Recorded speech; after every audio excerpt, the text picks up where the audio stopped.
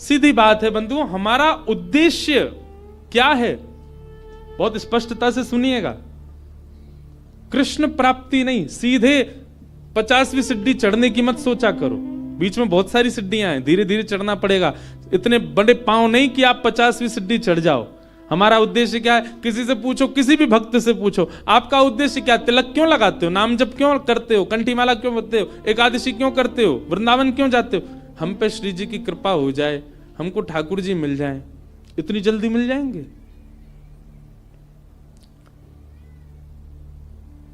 जैसे आप किसी मार्ग पर जाते हैं, जैसे मान लीजिए कि आप ऋषिकेश में बैठे हैं, तो निश्चित है कि बद्रीनाथ ही आते हैं, बार बार बद्रीनाथ जा रहे हो, तो ऋषिकेश से आपका उद्देश्य बद्रीनाथ जाना ही है। पर बीच में कई ऐसे शहर पड़ेंगे, अगर आप कहीं भटकोगे तो आप उन शहरों का नाम पूछोगे, ना कि सीधा बद्रीनाथ। 300 किलोमीटर दूर का नाम थोड़ी लोगे। यहां से चलते समय आप पूछोगे, भैया शिवपुरी कितना दूर रह गया? शिवपुरी वहां जाओ, आगे से मुड़ोगे और शिवपुरी आ जाएगा। उससे आगे जाओ, श्रीनगर कितनी दूर है? ये देवप्रयाग कितना दूर है? यहां है देवप्रयाग। वहां के लिए रास्ता कैसे? आपके पड़ाव धीरे धीरे आगे बढ़ते हैं, सीधे ही बद्रीनाथ नहीं पहुंचा जाता। सनई सनई है। वैष्णव का पहला पड़ाव होना चाहिए प्रेम। किस लिए भजन कर रहा है? किस लिए कथा सुन रहा है? किस लिए वृंदावन जा रहा है? किस लिए गंगा जी का आश्रय ले रहा है? किस लिए कंठी पहनता है? किस लिए एकादशी करता है? मैं प्रेमी बनूं। पहले प्रेमी तो बनूं। पहला पड़ाव उसका प्रेम होना चाहिए। प्रेमी बनने का स्वभाव क्या? उसकी दृष्टि बदल जाए। अब वो सबको देख करके मुस्कुराता ही है। मैं ऐसे ऐसे प्रेमियों को भी जानता हूं जो किंचित बात विरह की सुन लें तो नेत्रों से आंसू गिरने लग जाते हैं। प्रेमी का ये स्वरूप हो जाता है कि उस बहुत जल्दी भाव में आ जाएगा, बहुत जल्दी भावुक हो जाएगा। हम होते हैं, हमारे आगे तो व्यक्ति गंगा जी में कूद जाए तो हमको विरह नहीं होता। प्रेमी व्यक्ति कैसा होगा? किंचित कोई भाव ऐसा देख लेगा ना, बहुत छोटा सा, कोई व्याकुल बैठा है, उस व्याकुलता को देख करके वो विरह में आ जाएगा। ये होता है प्रेमी का स्वरूप। आधुनिक भाषा में उसको कह देते हैं ये बहुत इमोशनल है, बहुत जल्दी इमोशनल हो जाता, बहुत जल्दी भावुक हो जाता है। संसार को देख करके भावुक हो रहा है। एक बात बताएं, भावुक व्यक्ति प्रेमी बहुत जल्दी बन सकता है। अगर किसी के अंदर भावुकता बहुत ज्यादा है ना, तो एक प्रकार से वो ये समझ ले कि उसको कई सीढ़ियां पहले से चढ़ा हुआ है। वो भावुक व्यक्ति बस प्रेम की ओर बढ़ जाए, प्रेमी और बन जाए, और अधिक प्रेम हो जाए, और वही प्रेम वृंदावन चंद से हो जाए उसका।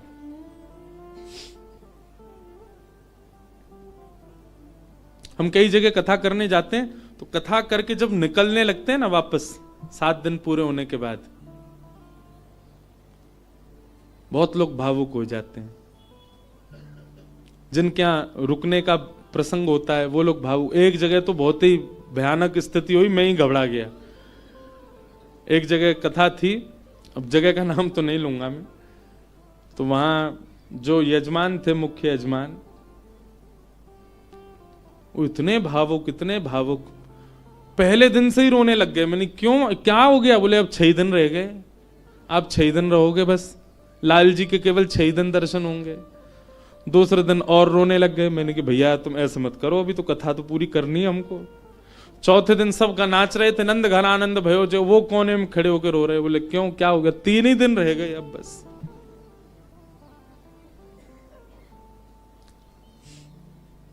जिस दिन विश्राम दिवस था, मैं तो बहुत घबरा रहा था। मैंने आज क्या होगा, वो पहले दिन से ही रो रहे हैं। वही हुआ। अच्छा, ऐसा और था कि कथा करते ही मुझे एयरपोर्ट जाना था, मेरी फ्लाइट थी। कथा भी मैंने सुबह सुबह की थी 7 बजे से। आरती, विश्राम आरती हो रही थी, और मैं बस ये था कि हे लाल जी कुछ हो नहीं, बहुत भाव में। वही हुआ। आरती करते करते दोनों, पहले तो उनकी गृहिणी मूर्छित होकर गिर पड़ी, बेहोश ही हो गई, और फिर जो उनके पतिदेव थे उनको देख के वो भी हो गए। उसके पीछे बिल्कुल भी किंचित ही, हमको तो समझ में आया था नाटक, लेकिन नहीं, वास्तविक था। पानी वानी डाला भैया, उनका ब्लड प्रेशर वगैरह सब कम होता चला गया। एक कथा भी आती है, सुना है? एक महाराष्ट्र के राजा थे। उन राजा का एक ही बात उसके मन में चलती थी कि मेरे नगर में कोई साधु आ जाए, मेरे नगर में कोई संत आ जाए, मेरे नगर में कोई भक्त आ जाए।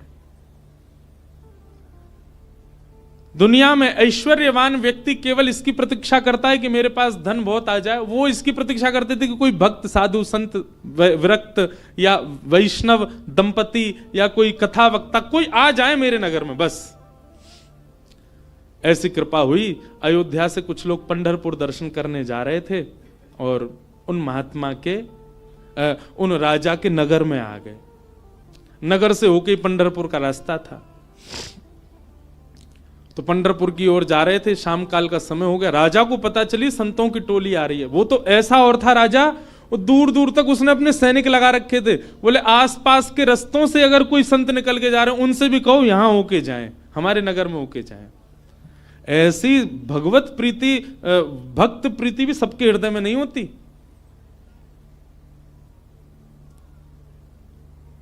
ये बात बंधुओं लिख लीजिएगा, जिस दिन हरिप्रिय आपको प्रिय लगने लग जाए, समझ जाना आप हरि के प्रिय होते जा रहे हो। आपको पता चल जाता है व्रज से कोई आया, भले ही आप उसको जानते नहीं, पर आपके मन में उत्साह हो जाता है, हमारे वृंदावन से आए हैं, श्री राधारमण जी के यहां से आए हैं, श्री बिहारी जी के चरणों से आए हैं। भले ही आपका परिचय नहीं, फिर भी आप ब्रज से आए जान करके उनको प्रणाम करने जाओ। ऐसी प्रीति अगर आपके चित्त में है, आप प्रेम की अवस्था में आ चुके हो। हरि से ज्यादा हरिजनों से प्रीति हो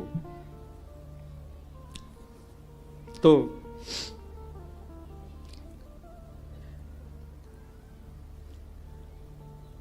अयोध्या से संतों की टोली आई। रात में राजा ने खूब सुंदर उनका स्वागत किया, सबके लिए बढ़िया शिविर बनवाए, बढ़िया सबके लिए भोजन की व्यवस्था करी। सब साधु महात्मा बड़े प्रसन्न हो गए, बोले वाह भैया राजा, तेने तो हमारो दिल जीत लिया, क्या सुंदर व्यवस्था की, सब संतों के सबके चरण धोए, सबको माला पहनाई, प्रसाद पवाया, सोने की उत्तम व्यवस्था। और राजा रात में सोने अपने महल में नहीं गया, वहीं बैठा शिविर के बाहर ही पूरे परिवार सहित, कि कोई संत कोई आज्ञा कर दें सेवा के लिए, हम उनकी सेवा करें। संतों ने दूसरे दिन उठ करके राजा से कहा, देखो हम तुम्हारी सेवा से इतने प्रसन्न हैं कि हम सबके मन में आया कि हम कम से कम 5 दिन तो यहां रुकें। राजा रोने लगा, बोले महाराज मेरे ऊपर बड़ी कृपा, आप रुकिए। 5 दिन पूर्ण हुए। सब संत बोले भैया हमको पंढरपुर जाना है, अब आप हमको आज्ञा दो। राजा बोला भगवान मैं अपनी एक बात निवेदित करूं। बोले क्या? 5 दिन बाद रामनवमी है, श्री राम जी का अद्भुत उत्सव है, आप लोग सब यहीं रुक जाएं, 5 दिन और रामनवमी करके चले जाएं। संत बोले भाई क्या बुराई है, इतनी अच्छी व्यवस्था राजा कर ही रहे हैं, वहीं बढ़िया कीर्तन भजन होने दो, सत्संग होने दो। 5 दिन रुक गए, सबने रामनवमी करी, अभिषेक किया राम जी का। रामनवमी पूर्ण करके सब अगले दिन संत महापुरुष बोले अब हमको आज्ञा दो, हम लोग सब चलें पंढरपुर। बोले महाराज नेक और रुक जा, हनुमान जयंती और आ रही है, हनुमान जन्मोत्सव, आप सब लोग रुके रहेंगे तो आप सबके सानिध्य में, हमको तो कुछ आता नहीं, हम हनुमान जी का जन्मोत्सव करेंगे।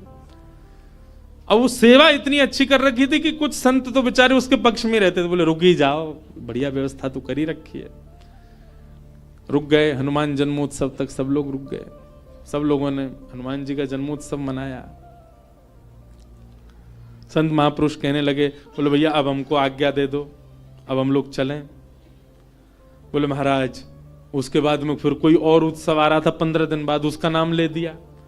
बोले वो किए बिना तो आप कैसे जाओगे, कहां आपको व्यवस्था ही नहीं मिलेगी, मेरे यहां हो जाएगा। 15 दिन और रुक गए, फिर जाने लग गए। बोले महाराज गंगा दशहरा आने वाला है, आप सब लोग कहां, गंगा जी तो मिलेंगे, मैं गंगा जल मंगवाऊंगा ना अपने सैनिकों को भेज करके, यहीं आप सब लोगों के लिए सूक्ष्म गंगा प्रकट करवा दूंगा। फिर रुक गए, गंगा दशहरा हो गए। सब करते करते करते महाराज जेठ का महीना निकल गया। कब आए थे? रामनवमी पे आए थे, तब से जेठ आ गई। जेठ के बाद अब फिर जन्माष्टमी राधाष्टमी के उत्सव आ गए। वो उत्सवों के बहाने दे दे करके संतों को रोक लें। महाराज अब तो चातुर्मास करना पड़ेगा आपको, चातुर्मास प्रारंभ, कहां जाओगे, यहीं कर लो। चातुर्मास करवा दिया। चातुर्मास के बाद कार्तिक का महीना आ गया, कार्तिक में तो मैं जाने नहीं दूंगा आप लोगों को। दिवाली होली ये तो यहीं करनी पड़े, होली आ रही है, होली पे तो सब संग रहेंगे। करते करते फिर से रामनवमी आ गई। संत जनों ने चरण पकड़े, बोले राजन अब तो जान दो हम। संत तो राजा बोले एक काम करो, क्या बाल भोग करके चले जाओ, कुछ नहीं तो सुबह का बाल भोग तो ले लीजिए। बोले ठीक है। अब बाल भोग भाग पा करके तैयार हुए ही थे, बोले बाल भोग पा लिया सब। बोले देखे ना कढ़ाई चढ़ गई है, राजभोग बनना है, राजभोग तो पा जाओ। संत बोले जे नहीं हिलने देगा हमको। बोले देखो ये सब अनादर हो जाएगा, इतनी पूड़ी कचौड़ी सब्जी बन रही है, इनको तो पा जाओ। यहां राजभोग पाने लगे, एक संत ने घूम के देखा तो वहां रात के ब्यारू भोग भी बनने शुरू हो गए थे। बोले ब्यारू करके जाने देगा। अंत तो गत्वा उस राजा की स्थिति ऐसी हो गई, जब संत लोग हट में आ गए कि नहीं हम तो जाएंगे, राजा के यहां से उस क्षेत्र से जैसे ही बाहर निकले, तब तक तो राजा रो रहा था, संतों के जाते ही राजा अचेत हो गया, प्राण निकल गए उसके। मैं संतों के बगैर कैसे रहूं? हम इस स्थिति में हम तो कभी आ ही नहीं सकते। खैर सुन लीजिए, बस हमारे यहां तो 4 दिन रुक जाए तो कब जाएंगे ये बला, बैठ गए हमारे घर में आके। सब तरीके के लोग होते हैं। अब तो लोग हमको बहुत प्रेम करने लग गए, जब हमको कोई जानता नहीं था तब हमने भी ऐसे घरों में रुके हैं। पर सत्य बात है बंधुओं, ठाकुर जी से प्रेम तो सबको हो जाता है, पर हरिजनों से जिसको प्रेम हो जाए, समझ जाओ कि उसको ठाकुर जी से, वो अब प्रेम की अवस्था में आ चुका है। जिसको हरिजन प्रिय लगने लग जाए, हरि के जन प्रिय लगने लग जाए। आप लोग किया करो, कभी एयरपोर्ट, रेलवे स्टेशन, कभी अनजान स्थान पर कोई तिलक मात्र लगाया घूम रहा हो, उसको भी जय सिया राम, जय श्री कृष्ण। सामने वाला प्रत्युत्तर में अगर ये पूछ ले भैया कौन, कुछ नहीं आपके माथे पे हमने तिलक देखा, कंठ में हमने तुलसी जी देखी तो हमको लगा कि आप वैष्णव हो इसलिए हमने प्रणाम किया। ऐसा स्वभाव। तो प्रथम गंतव्य ठाकुर जी नहीं होने चाहिए, पहला गंतव्य प्रेम होना चाहिए। हमारे भजन का, हमारे साधन का, हमारी कथा का, हमारे नियमों का, सबका प्रथम पहले किसको प्राप्त करना है कि पहले हम प्रेमी बने। पहले ठाकुर जी नहीं, पहले ठाकुर जी के लायक बनो, और फिर जब लायक बन जाओगे, ठाकुर जी को कभी अपने केंद्र बिंदु में मत रखो। एक बात बहुत ध्यान से सुनो, किसी को पाने के लिए आप मत तड़पो, स्वयं को ऐसा बनाओ कि सामने वाला आपको पाने के लिए तड़पे, सामने वाला आपको पाना चाहे।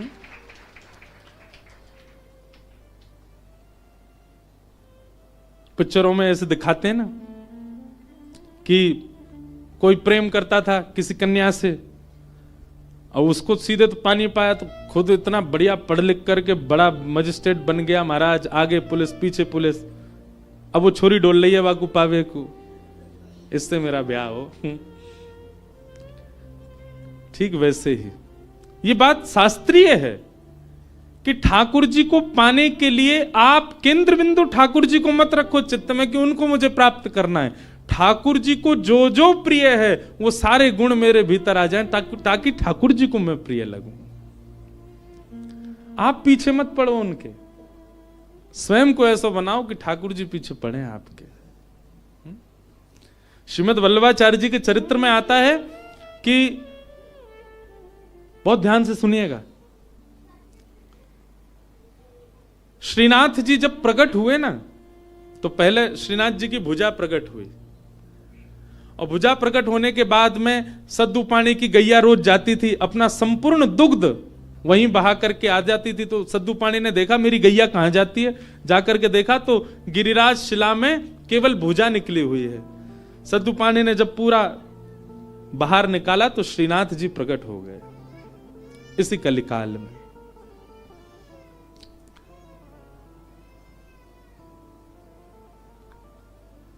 तो सद्दू पानी ने ठाकुर जी से प्रार्थना की कि ठाकुर जी आपके लिए क्या लाऊं मैं, आप क्या पाएंगे, क्या व्यंजन लेंगे, क्या भोग प्रसाद लेंगे, आप विश्वास मानेंगे?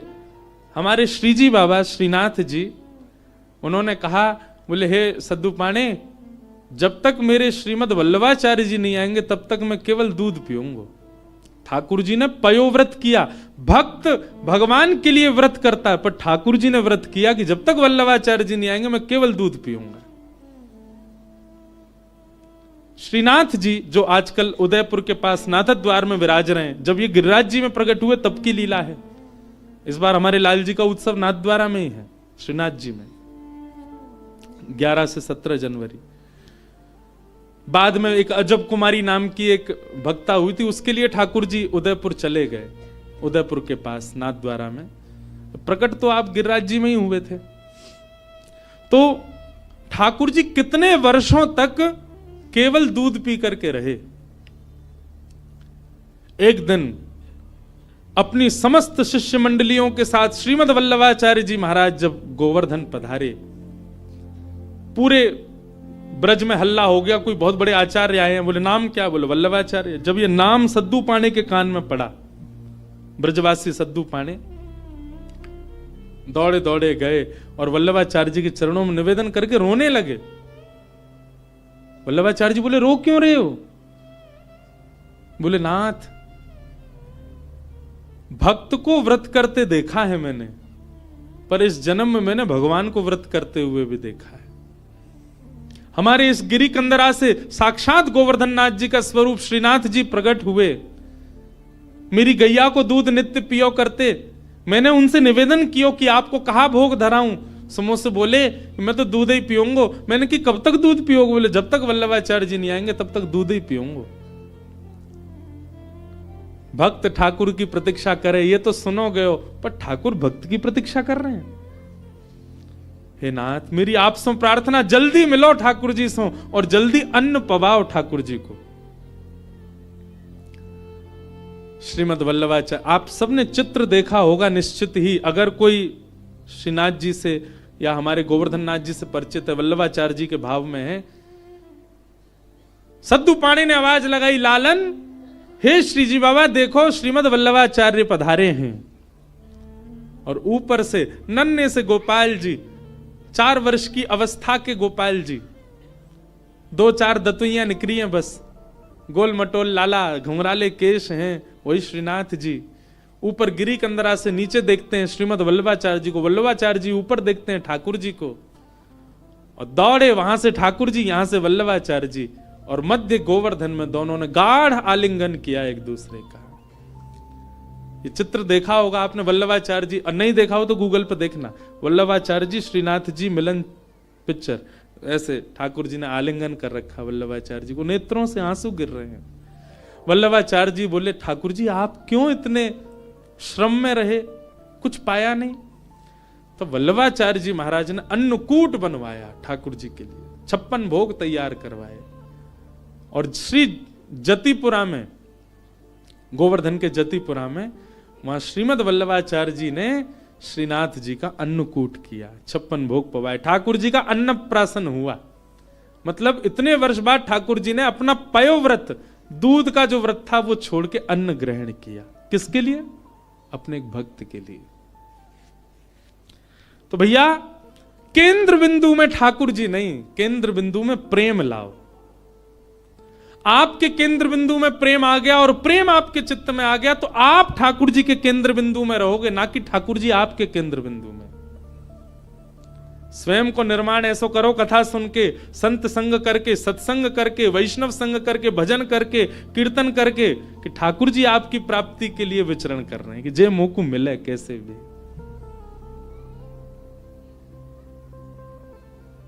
आज से आपके भजन साधन में उद्देश्य भगवत प्राप्ति नहीं, प्रेम की प्राप्ति हो।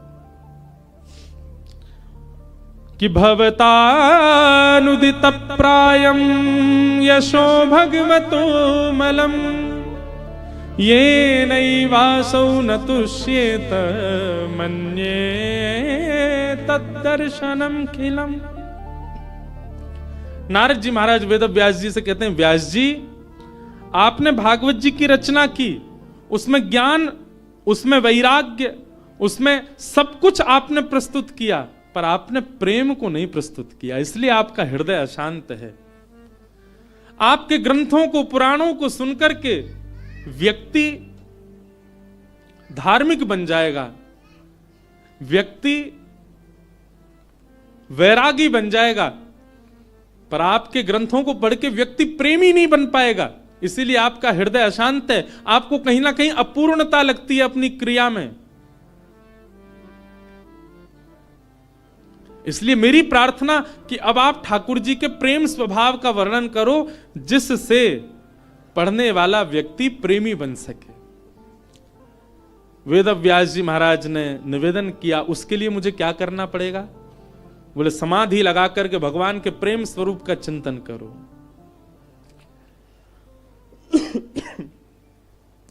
श्री वेद व्यास जी महाराज ने समाधि लगाई और समाधि की भाषा में ही अपने अंतिम कृति का निर्माण किया वेद व्यास जी ने। इसी ब्रह्म नदी में, इसी हिमालय की पर्वतों पर वेद व्यास जी ने ऐसी रचना की जिसको सुनकर पढ़कर के मानव प्रेम का अधिकारी बन जाता है, ठाकुर जी का अधिकारी बन जाता है। और उस संहिता का नाम है श्रीमद् भागवत महापुराण। बोलो भागवत महापुराण की जय। ये प्रेम संहिता है। भागवत जी श्रवण के बाद, भागवत जी अध्ययन के बाद, भागवत जी के अवलोकन के बाद प्रेम प्रस्तुत होता है चित्त में।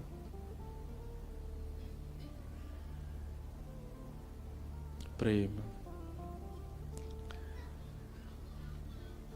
वेद व्यास जी महाराज ने उस प्रेम का भाव लिखा,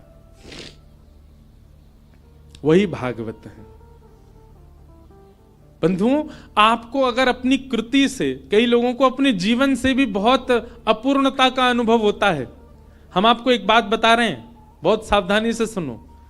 अपने कर्म से, अपने जीवन से, अपने संबंध से कई लोगों का मन बहुत जल्दी उचट जाता है। कई लोगों को अपना जीवन भी अच्छा नहीं लगता। क्यों? केवल प्रेम नहीं है आपके जीवन में। आप भागवत जी का आश्रय लीजिए और भागवत जी का आश्रय लेकर के आप प्रेम जीवन में ले आइए, आपको सब कुछ अच्छा लगने लगेगा। एक बात बता रहे हैं, प्रेमी व्यक्ति का स्वभाव ऐसा हो जाता है कि वो अव्यवस्था में भी प्रसन्न रहने लगता है। अप्रेमी व्यक्ति का स्वभाव कैसा होता है? वो कहीं भी जाएगा ना, नाक मुंह मोड़ता ही रहेगा। यहां तो ये है, यहां तो ऐसा है, यहां मैं कैसे बैठ जाऊं, ये मैं कैसे खा लूं, यहां मैं कैसे बैठ सकता हूं, यहां मैं कैसे नहा सकता हूं, यहां मैं कैसे रह सकता हूं, इस व्यक्ति के साथ मैं कैसे जी पाऊंगा, इस माहौल में मैं कैसे रह पाऊंगा। ये सब जगह जो अपने आप को अपरिपूर्ण माने, समझ जाना अप्रेमी व्यक्ति है। पर प्रेमी कैसा होता है? वो जहां बैठ जाता है ना, वो स्थान ही अच्छा लगने लग जाता है। कई बार आपने कुछ ऐसे स्थान देखे होंगे, उन स्थानों पर कभी आपकी नजर ही नहीं पड़ी होगी, या उस स्थान को देख करके आपने सोचा होगा ये तो सामान्य सी जगह है, ये कौन सी बड़ी बात है। पर उसी स्थान पर कोई भगवत प्रेमी जाकर के बैठ जाता है तो उस स्थान की रौनक ही बदल जाती है, उस स्थान का माहौल ही बदल जाता है। अरे स्थान नहीं, कई बार कई रंग हमको प्रिय नहीं होते। मैं अपना अनुभव बता रहा हूं, कई रंग हमको प्रिय नहीं होते, कई कलर्स हमको अच्छे नहीं लगते, पर वही रंग, वही कलर, उसमें कोई प्रेमी व्यक्ति अगर आ जाए, उस प्रेमी व्यक्ति उस कलर में या रंग का आश्रय ले ले, वो रंग भी अच्छा लगने लग जाता है। कई सब्जियां आपको अप्रिय लगती होंगी, पर वही कोई प्रेमी के हाथों से प्रसाद रूप में आपको मिल जाए, आप उसका पान करेंगे, सेवन करेंगे, आपको अत्यंत अद्भुत। और अगर आपको अनुभव करना हो तो हम बता रहे हैं, अरबी की सब्जी हर कोई नहीं पा सकता, इतनी बढ़िया नहीं लगती। हमारी श्री जी को बहुत प्रिय है, किशोरी जी को बहुत प्रिय है, लाडली जी को अरबी का भोग लगता है।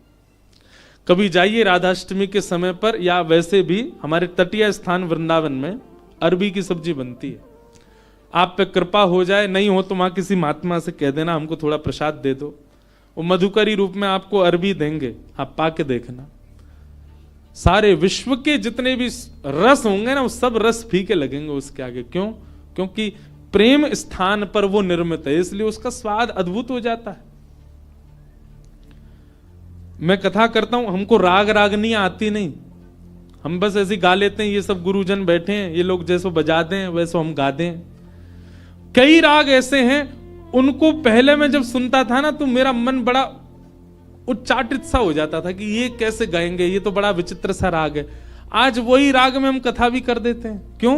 क्योंकि जब प्रेम मिल जाता है, प्रेम एक ऐसा सब्सटेंस है, प्रेम एक ऐसा क्या बोले वो, केमिकल बोले, सब्सटेंस बोले, क्या बोले, वो एक ऐसी वस्तु है, वो जहां मिल जाएगी वो सब प्रिय लगने लग जाएगा। वो प्रेम कहलाता है। प्रेम का मतलब केवल स्त्री पुरुष का प्रेम मत समझा कीजिए आप। कोई प्रिय लगने लग जाए वो नहीं, सब कुछ प्रिय लगने लग जाए, वो प्रेम है। वास्तविक प्रेमी आप अपने आप को ऐसे नहीं मान सकते, उसके लिए नस काट रहे घूम रहे हैं, हॉस्पिटल में भर्ती है गए, वो क्या बता रहे हैं, बोले भाई टैग लग गया इसके ऊपर, काहे का, बोले प्रेमी है। आप इस प्रकार प्रेम की अवहेलना मत करो, प्रेम की निंदा मत करो।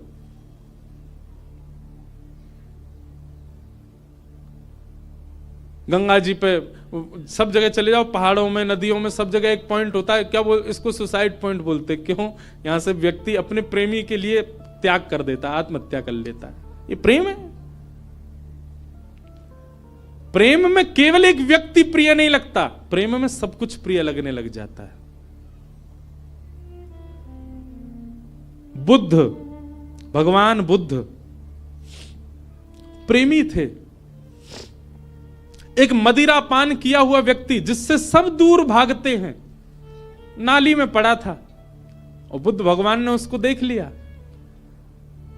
अपने शिष्यों से कहा तुरंत इसको निकालो यहां से। कोई पीछे जा रहा, कोई आगे जा रहा, सोच रहे हैं, विचार कर रहे हैं, नाली में पड़ा है, दुर्गंध आ रही है, इसने पी भी रखी है। स्वयं भगवान बुद्ध लग गए उसको निकालने में। शिष्यों ने कहा, बोले कि वो एक कुभाव वाला व्यक्ति, मदिरा पान करने वाला व्यक्ति, उसका आचरण शुद्ध नहीं, और आप उसको ऐसे बचाने लग गए, ऐसे उसको संभालने लग गए। तो बुद्ध भगवान बहुत अच्छी बात कहते हैं, तुम साधक क्यों बने हो, तुम भक्ति के पथ पर क्यों चल रहे हो? क्या तुम केवल शुद्ध लोगों से ही मिलोगे, सुधरे हुए लोगों से ही मिलोगे? अरे जो पहले से ही शुद्ध हैं, जो पहले से ही सुधरे हुए हैं, उनके बीच बैठ करके तुमने क्या नया कर दिया? तुम वैष्णव इसलिए बने हो, तुम भक्त इसलिए बने, तुम साधक इसलिए बने, जो अपवित्र हैं उनको पवित्र करने का भाव तुम्हारे चित्त में आए। जो अप्रेमी हैं वो प्रेमी बने, ये भाव स्वभाव तुम्हारा बने। हम इसलिए साधक बने। केवल माला देने वाला व्यक्ति को ही हम पूजें, उसी को ही हृदय से लगावें, ये हमारा स्वभाव है। सबको लगाना है, सबको उस पथ का राही बनाना है, इसलिए हम वैष्णव बने। अंगुलीमाल की कथा सबने सुनी होगी। एक राक्षस था, मानव था पर राक्षस के स्वभाव का था। उस पर्वत पर रहता था, उस पर्वत के आसपास कोई भी मानव उसको दिख जाता था, उसको मार करके उसकी उंगली काट करके अपने गले में माला बना के पहनता था, इसलिए उसका नाम था अंगुलीमाल। इतनी सारी उंगलियों की माला उसने पहन रखी थी, उसका रूप देखते ही भाग जाते थे लोग। भगवान बुद्ध जा रहे थे और जैसे ही मार्ग पर जाने लगे तो एक गांव पड़ा। गांव के लोगों ने कहा, भगवान आप सीधे ना जाकर के थोड़ा दाएं होकर के जाइएगा। क्यों? सीधे जाएंगे तो आगे एक पर्वत पर अंगुलीमाल रहता है, वो लोगों को मार के उनकी उंगली काट के अपने गले में पहन लेता है। भगवान बुद्ध बोले उसके पीछे कारण, बोले वो अपना बल बताना चाहता है, देखो मैंने इतने लोग मार दिए, इतनी उंगलियां मत, इतने लोग, इतना बल है मेरे पास।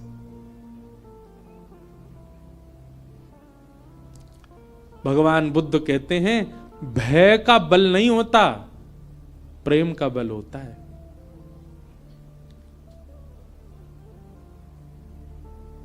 भय से जो अपने बल को आपके चित्त में प्रतिष्ठित करे वो बहुत लंबे समय तक नहीं रह सकता, लेकिन प्रेम से अपने आप को आपके चित्त में जो अवस्थित करे वो मरते दम तक आपके चित्त में रहेगा। मानस जी में एक बहुत अच्छी लीला आती है कि राम जी वन में विचरण करते थे और जब भूख लगती थी ना तो किसी के यहां से, किसी के घर से या किसी नगर से लक्ष्मण जी सामग्री ले आते थे, जानकी जी बनाती, राम जी पाते थे। लेकिन ऐसा वर्णन आता है कि कई बार लक्ष्मण जी को सामग्री नहीं मिली, और वनवासी थे तो उनके पास धन भी नहीं था, भाई दे के ले लें। तो राम जी जाते थे सामग्री लेने के लिए, और राम जी जब जाते थे तो सामग्री लेके ही आते थे। तो फिर मानस जी में तुलसीदास जी वर्णन करते हैं कि राम जी ऐसा क्या दे के आते थे कि लोग सामग्री देने को राजी हो जाते थे। राम जी के पास कुछ था तो था नहीं, ना तो धन था, ना वैभव था, ना कुछ रुपया थे, क्या देते थे राम जी। तो मानस जी में श्री गोस्वामी जी वर्णन करते हैं कि राम जी जब कुछ सामग्री लेते थे, या सामग्री लेते भी थे, या फिर कई बार सीता जी बड़ी रसोई बनाती हैं और संतों को पवाते, संतों को पवाने के बाद दक्षिणा देनी होती है, तो ये दक्षिणा के आदान प्रदान पर या सामग्री के आदान प्रदान पर राम जी क्या देते थे। तो गोस्वामी जी वर्णन करते हैं, बोले कुछ नहीं, राम जी मंद मंद मुस्कुरा देते थे, उनकी मुस्कान ही सबसे बड़ी दक्षिणा थी। उसको लेकर के व्यक्ति कहते तुम तो भैया सब कुछ ले जाओ हमारा, बस ये मुस्कुराते रहो, तुम्हारी मुस्कान ही सब बढ़िया। मतलब संतों को प्रसाद पवा के राम जी सामने बैठ करके दक्षिणा रूप में मुस्का देते थे। संत बोलते बस मिल गई हमारी दक्षिणा। जहां जहां से सामग्री लाते वहां मुस्का देते थे। प्रेम, और वो प्रेम का बल ऐसा व्यवस्थित किया राम जी ने कि मरते दम तक कोई नहीं भूल पाया। और रावण का भी बल प्रतिष्ठित था, पर रावण का भय का बल था। बल भय का नहीं होता, बल प्रेम का होता है।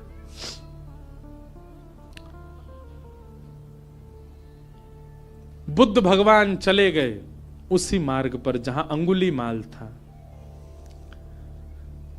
जैसे ही पहुंचे पर्वत के ऊपर, अंगुलीमाल ने दूर से ही कहा मैं साधु सन्यासियों का बहुत सम्मान करता हूं, पहले तुमको सचेत कर रहा हूं, मार्ग बदल दो अपना, मेरे पास आ गए तो तुम्हारा सर धड़ से अलग कर दूंगा। मैं चेतावनी दे रहा हूं, मेरे पास मत आना। पर बुद्ध रुके नहीं, सीधे चले गए। तुम जानते नहीं हो मुझे, क्यों चले आए हो मेरे पास। और क्रोध में भर के थोड़ा और चेतावनी देने के लिए अंगुलीमाल एक वृक्ष के नीचे खड़ा था, उस वृक्ष की डाल पकड़ करके जोर से खींच ली, डाल टूट गई। बुद्ध भगवान मंद मुस्काते सामने खड़े हो गए। अंगुलीमाल तुम देख नहीं रहे हो। अंगुलीमाल बोला तुम देख नहीं रहे हो मैं कितना बलवान हूं, और तुम चले आ रहे हो, मैं तुमको मना कर रहा हूं फिर भी रुक नहीं रहे हो। डाल हाथ में पकड़ करके खड़ा था। बुद्ध भगवान बिल्कुल सौम्य भाव से उसके समीप गए और कहा ये डाल तुमने तोड़ी? बोले हां। अब इसको जोड़ दो, जहां से तोड़ी है इसको वहां लगा दो पुनः। अंगुलीमाल बोला कैसी बात कर रहे हो, ये तो संभव ही नहीं है, मैं इसको नहीं लगा सकता दोबारा। बोले क्यों, जब तोड़ने की सामर्थ्य है तो जोड़ने की भी होगी। इसको जोड़ दो, यथावत जैसी थी वैसी जोड़ के दिखा दो।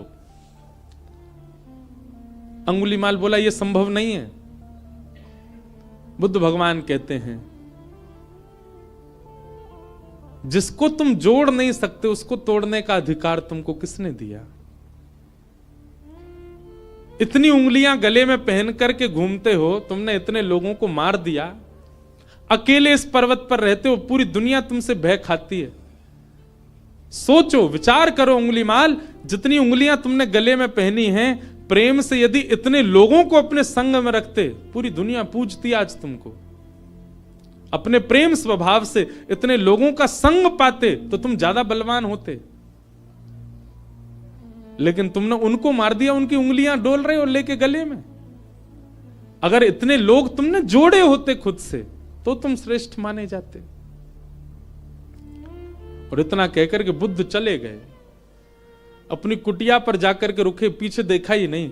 कुटिया पर जाकर के जब पीछे देखा, अंगुलीमाल चरणों में गिर गया। बुद्धम शरणम गच्छामि, मुझे क्षमा कर दो भगवान, और सदा के लिए उनके हो गए। यह है प्रेम। प्रेमी जब व्यक्ति होता है वो सबको प्रेमी बनाता चलता। जैसे किसी के अंदर कोई इत्र लगाए घूमे, जहां से निकल जाए सब जगह सुगंधित होती चली जाती है, वैसे ही भक्ति साधना से व्यक्ति जब प्रेमी बन जाता है, वो जहां जाता है, जिस स्थान पर जाता है, जितने लोगों से मिलता है, उनको भी प्रेमी बना देता है, उनको भी प्रिय बना देता है, उनको भी भक्त बना देता है, उनको भी साधक बना देता है। प्रेम। और श्रीमद् भागवत प्रेम प्रस्थापित करती हैं श्रोताओं के चित्त में।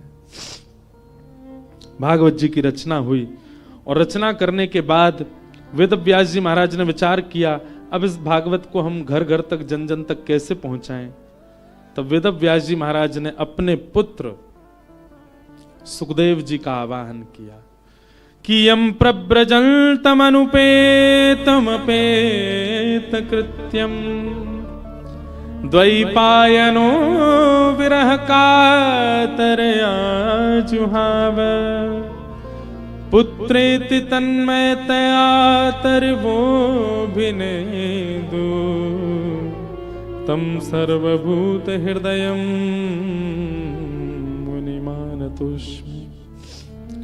श्री सुखदेव जी महाराज आए। वेद व्यास जी के पुत्र हैं सुखदेव, लेकिन जन्म लेते ही आप ब्रह्म के ध्यान में चले गए थे।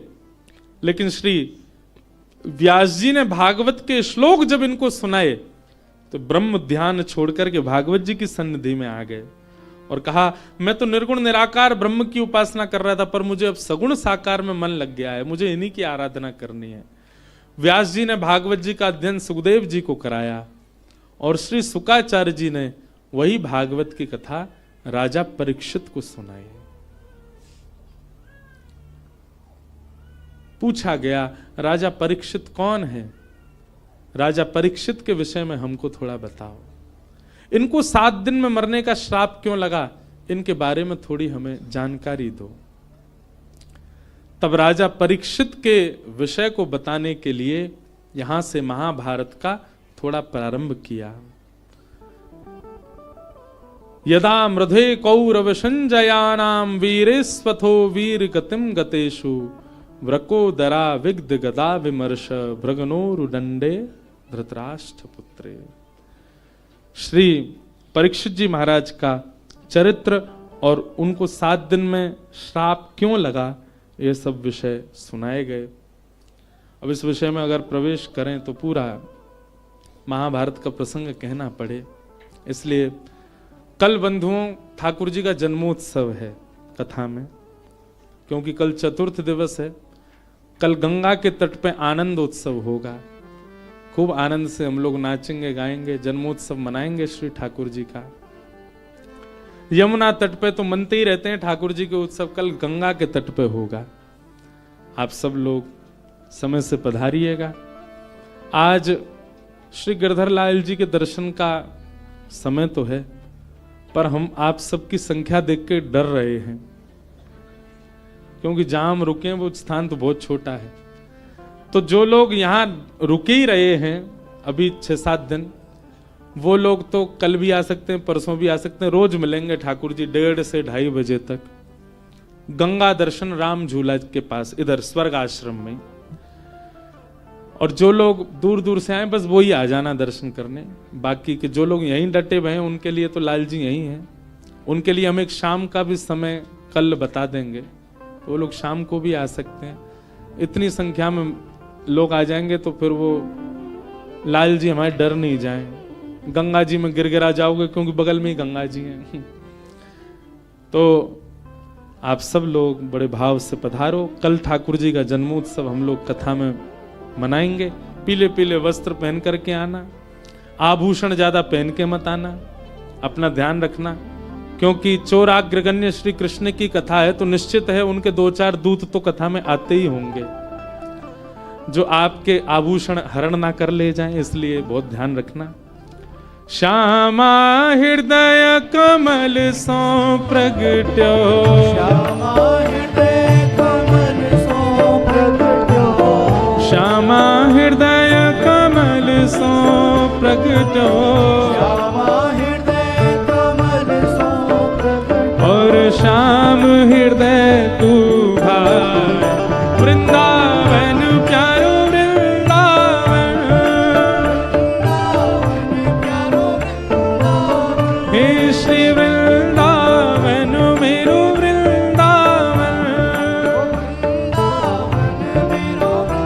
आज ये पद पूरा गाएंगे, जिनको याद हो संग गाइए। और सुनो भैया, जो लोग भी लाल जी के दर्शन करवे जामे, उनसे हमारी प्रार्थना, तुमको अपनी खुद की सौगंध है, हमारे लाल जी से कुछ संसार मत मांगी हो, लाल जी से केवल एक ही बात मांगी हो, हे लाल जी आप सदा प्रसन्न रहो, आप सदा आनंद में रहो, हम अपने कर्म भोग लेंगे, आप हमको कुछ मत दो। कुछ मांगना नहीं ठाकुर जी से, ठाकुर जी से केवल उनकी प्रसन्नता मांगिएगा। हे सब सुख सागर रूप उजागर, रहे वृंदावन धाम।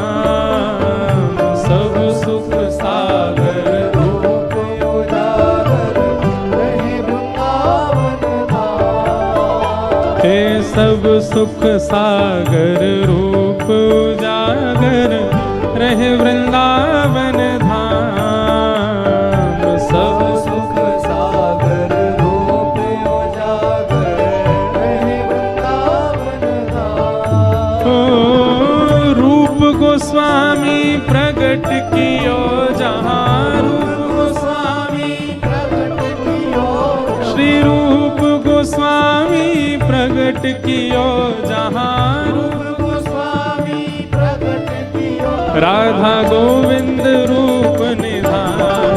वृंदावन प्यारो वृंदावन, देखो इतनी संख्या में लोग हो फिर भी स्वर नहीं निकल रहा आप लोगों का। अरे भाव से गाओ, उच्च स्वर में गाओ, वृंदावन मेरो वृंदावन, हे श्री वृंदावन मेरो वृंदावन। रूप गोस्वामी प्रगट कियो जहाँ, रूप गोस्वामी प्रगट कियो, राधा गोविंद रूप निधान। वृंदावन प्यारो वृंदावन, हे श्री वृंदावन मेरो वृंदावन।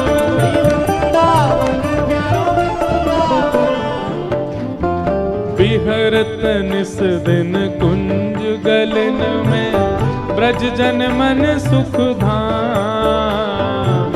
विहरत निस दिन कुंज गलन में, ब्रज जन मन सुख धाम। हाँ प्यारो ब्रज जन मन सुख धाम, प्यारो ब्रज जन मन सुख धाम। हे मदन मोहन को रूप निरख के, मदन मोहन को, श्री मदन मोहन को रूप निरख के, मदन मोहन को रूप निरख, हे सनातन बलि बलि जाए। वृंदावन प्यारो वृंदावन, वृंदावन प्यारो वृंदावन, हे श्री वृंदावन मेरो वृंदावन। वृंदावन प्यारो वृंदावन, मदन मोहन को रूप निरख के, मदन मोहन को सनातन बलि बलि जाए। वृंदावन प्यारो वृंदावन, हे श्री वृंदावन मेरो वृंदावन।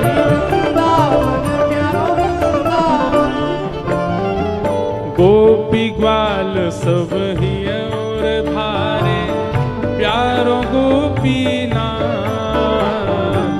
गोपी ग्वाल सब ही और धारे, प्यारो गोपी नाथ। हाँ प्यारो प्यारो गोपीनाथ, प्यारो प्यारो गोपी नाथ। हे मधु पंडित जिन कंठ लगायो, मधु पंडित जिन कंठ लगायो, श्री मधु पंडित जिन कंठ लगायो। मधु पंडित जिन कंठ लगायो, ओ जहाँ है रही जय जयकार। वृंदावन मेरो वृंदावन, वृंदावन मेरो वृंदावन, हे श्री वृंदावन प्यारो वृंदावन, मधु पंडित जिन कंठ लगाओ, मधु पंडित और है रही जय जयकार। वृंदावन प्यारो वृंदावन, हे श्री वृंदावन प्यारो वृंदावन। श्री गोपाल भट्ट जो के हृदय वेदना प्रगट्यो शालिग्राम। गोपाल भट्ट जो की हृदय वेदना प्रगट्यो शालिग्राम। श्री गोपाल भट्ट जो के हृदय वेदना प्रगट्यो शालिग्राम। गोपाल भट्ट जो की हृदय वेदना प्रगट्यो शालिग्राम। हे रूप सुधा को खान हमारो, रूप सुधा को खान हमारा, रूप सुधा को खान हमारो। सुधा को खान हमारा। श्री वृंदावन में सबते प्यारो, वृंदावन में सबके प्यारे। हे श्री राधा रमण जुलाल। वृंदावन मेरो वृंदावन, वृंदावन प्यारो वृंदावन। हे श्री वृंदावन मेरो वृंदावन। वृंदावन मेरो वृंदावन। रूप सुधा को खान हमारो, सुधा को खान हमारा। श्री वृंदावन में सबते न्यारो। वृंदावन में सबके न्यारो। श्री राधा रमण जुलाल। वृंदावन प्यारो वृंदावन, वृंदावन प्यारो वृंदावन। हे श्री वृंदावन मेरो वृंदावन। वृंदावन मेरो वृंदावन। जय जय राधा रमण मेरो राधा रमण। राधा रमण मेरो राधा रमण। ओ मेरो राधा रमण प्यारो राधा रमण। राधा रमण प्यारो राधा रमण। ओ मेरो राधा रमण प्यारो राधा रमण। राधा रमण प्यारो राधा रमण। ओ मेरो राधा रमण प्यारो राधा। मेरो राधा रमण प्यारो राधा रमण। आतुर हित हरि वंश पुकारो, श्री राधा राधा नाम। आतुर हित हरि वंश पुकारो राधा राधा। अभी यहाँ कथा 12 को विश्राम करके श्री वृंदावन के मदन टेर में 14 तारीख को सुबह 9 बजे से श्री हितरवंश महाप्रभु का चरित्र हम एक दिन सुनाएंगे। जो लोग भी वृंदावन पहुंच रहे हो 14 तारीख को मदन टेर आना, जहां श्री राधा वल्लभ जी पहली बार विराजे वृंदावन आकर के। मदन टेर यमुना तट आयो, मदन टेर यमुना तट आयो। सघन कुंज वृंदावन आयो। सघन कुंज वृंदावन आयो। हे मदन टेर यमुना तट आयो, मदन टेर यमुना तट आयो। सघन कुंज वृंदावन आयो। सघन कुंज भुजा उठा के वृंदावन आयो। ओ प्यारो राधा वल्लभ लाल।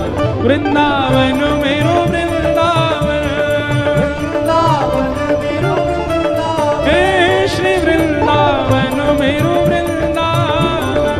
वृंदावन मेरो वृंदावन। सघन कुंज यमुना तट आयो, सघन कुंज यमुना तट आयो। मदन टेर वृंदावन आयो, मदन टेर वृंदावन आयो। ओ प्यारो राधा वल्लभ लाल। वृंदावन मेरो वृंदावन, वृंदावन मेरो वृंदावन। हे श्री वृंदावन प्यारो वृंदावन।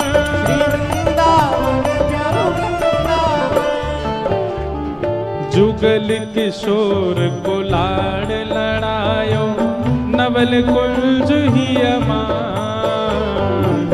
युगल किशोर को लाड़ लड़ायो धवल कुंज ही माँ। हे कुंजन कुंजन की रज धारे कुंजन कुंजन की रज धारे कुंजन कुंजन की रज धारे कुंजन की रज धारे। ओ हरि व्यास युगल यशगार वृंदावन मेरो वृंदावन वृंदावन मेरो वृंदावन हे श्री वृंदावन प्यारो वृंदावन। वृंदावन प्यारो देखो वृंदावन। वैसे तो अधिकतर सबको पता है कि हम लोग क्या गा रहे हैं, वृंदावन के 7 निधियों को प्रणाम कर रहे हैं। वैसे सबको पता है, जिनको नहीं पता हम उनको बता रहे हैं। हमारे वृंदावन के प्रथम ठाकुर कौन है? बोलो, श्री गोविंद देव। वृंदावन के दूसरे ठाकुर श्री मदन मोहन, तीसरे ठाकुर श्री गोपीनाथ, चौथे ठाकुर श्री राधा रमण, पांचवें ठाकुर श्री राधा वल्लभ और छठवें ठाकुर जिनको अभी हम गा रहे हैं श्री जुगल किशोर और 7वें ठाकुर श्री कुंज बिहारी लाल। तो इन 7 को हम प्रणाम कर, जिनको नहीं पता हम उनको बता रहे हैं। अभी जुगल किशोर जी को प्रणाम कर रहे हैं। कुंजन कुंजन की रज धारे कुंजन कुंजन की रज धारे हरि व्यास युगल यशगार वृंदावन मेरो वृंदावन। वृंदावन मेरो वृंदावन हे श्री वृंदावन प्यारो वृंदावन। वृंदावन प्यारो वृंदावन। हमारे ब्रज वृंदावन के 7वें ठाकुर जिनके जन्मोत्सव पर इस कथा का प्रारंभ हुआ, बोलो वृंदावन बिहारी लाल। भुवन चतुर्दश की सुंदरता निधिवन करत बिहार।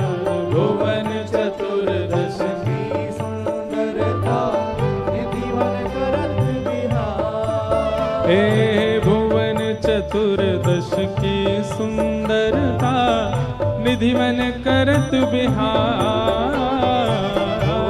चतुर्दश की सुंदरता निधिवन करत बिहार। हे श्यामा प्यारी कुंज बिहारी श्यामा प्यारी कुंज बिहारी श्यामा प्यारी बांके बिहारी श्यामा प्यारी बांके बिहारी। और जय जय श्री हरिदास वृंदावन मेरो वृंदावन।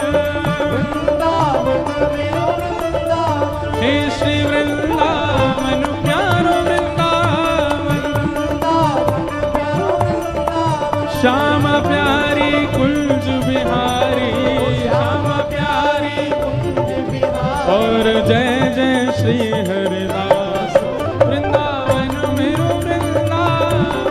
वृंदावन मेरो वृंदावन हे श्री वृंदावन मेरो वृंदावन। वृंदावन मेरो वृंदावन। जिनकी कृपा से यह रस प्रकट वृंदावन अभिराम। जिनकी कृपा से यह रस प्रकट वृंदावन अभिराम। हे जिनकी कृपा से यह रस प्रकट वृंदावन अभिराम। जिनकी कृपा से यह रस प्रकटो वृंदावन अभिराम। हे सप्तनिधिन को ही उजियारो सप्तनिधिन को ही उजियारो यह आनंद करवावे वारो यह आनंद करवावे वारो। इंद्र ईश इंद्रेश दुलारो इंद्र ईश इंद्रेश दुलारो हम सबको मिलवावे वारो हम सबको भुजा उठा के हमारो गिरधर लाल वृंदावन प्यारो वृंदावन। वृंदावन प्यारो वृंदावन हे श्री वृंदावन मेरो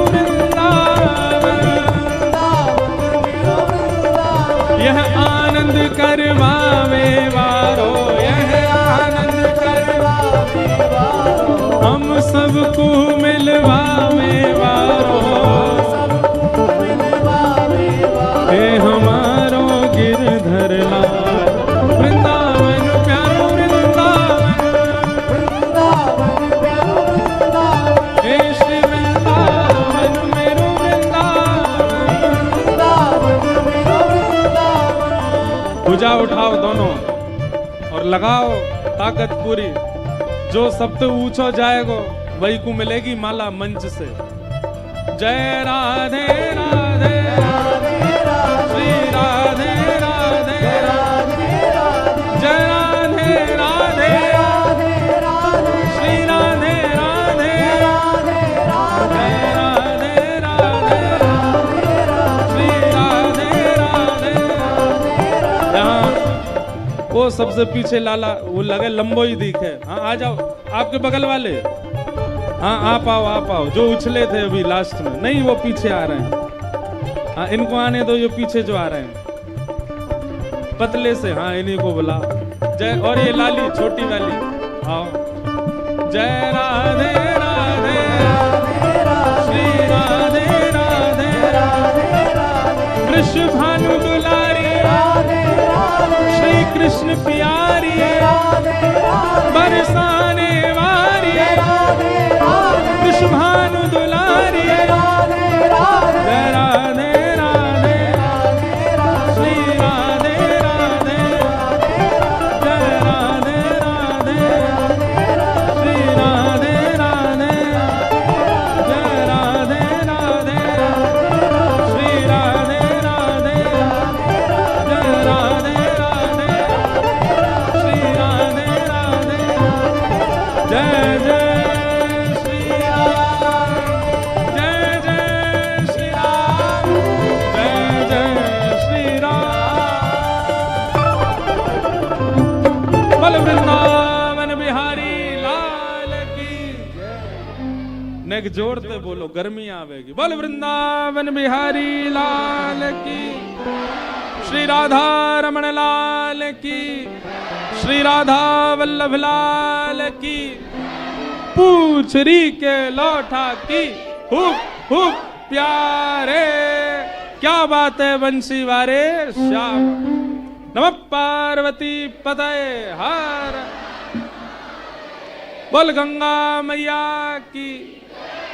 आप सब लोगों को जय श्री कृष्ण। कल नंदोत्सव है, सब लोग 10 बजे यहाँ पधारो।